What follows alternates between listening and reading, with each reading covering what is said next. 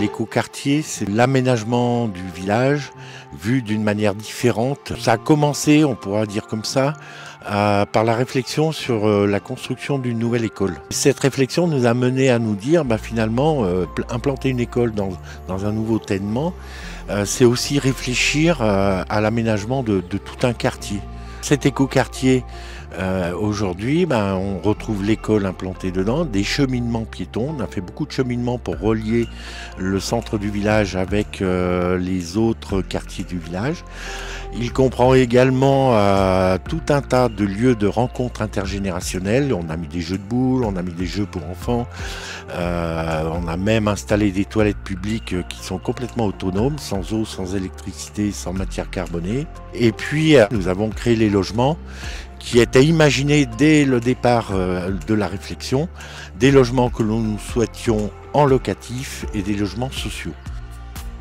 Alors, lorsque le maire Domey nous a fait part de son projet d'écoquartier, il nous a demandé d'y participer. Naturellement, nous avons tout de suite adhéré à ce projet.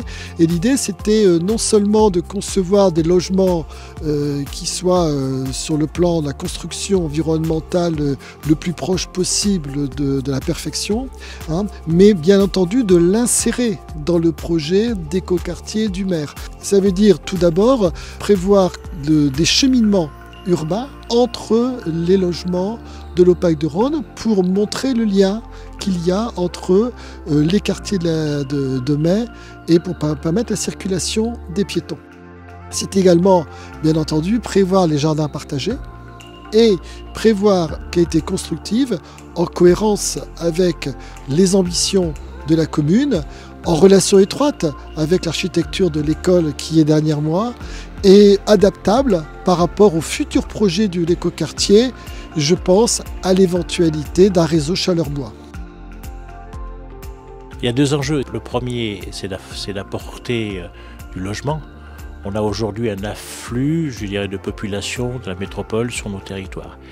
Et c'est permettre aussi à des hommes et des femmes qui sont dans des maisons qui étaient des maisons familiales historiques, d'aller dans des logements plus petits, avec des conditions sanitaires, des conditions de chauffage différentes, et de permettre aussi à des locaux d'avoir un habitat différent et de peut-être aussi laisser les générations ouvertes, notamment pour les exploitations agricoles.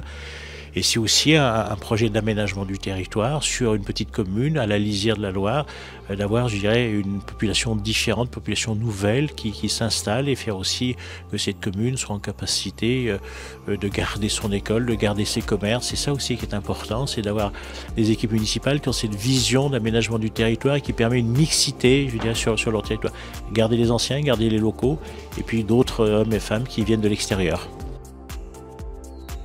La suite qu'on peut imaginer, c'est d'une part, nous avons élargi le périmètre de l'écoquartier à l'ensemble du village. Et ça, on l'a inscrit dans le PLU, donc c'est, je dirais, un peu marqué dans le marbre. Et puis, nous continuons à travailler sur l'aménagement de différents bâtiments existants. Et comme par exemple l'ancienne école, que nous allons faire une maison des associations.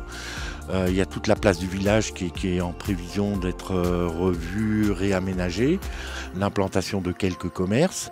Et tout ça, ça se fera dans cet esprit écoquartier, puisque notre logique, c'est vraiment de rester dans cette logique d'aménagement raisonné et surtout qui corresponde aux besoins de nos habitants.